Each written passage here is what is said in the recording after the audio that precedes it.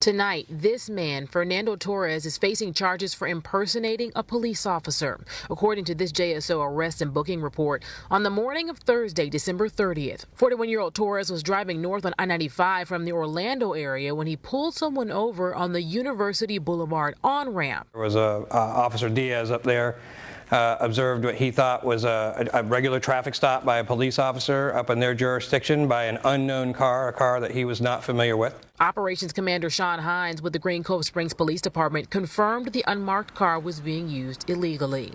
This is the yellow Chevrolet Camaro with red and blue flashing lights an unsuspecting driver pulled over for.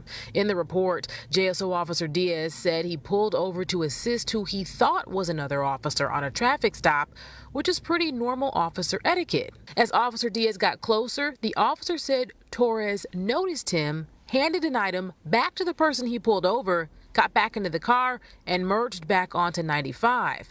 But it's what Torres didn't do that tipped Diaz off that something wasn't quite right. Torres didn't acknowledge Officer Diaz pulling over to help. Diaz says he also waved at Torres, but Torres did not wave back. Two things officers normally do in a situation like this. I called Fernando Torres to hear what he had to say about what he's being accused of. Please speak to Mr. Torres.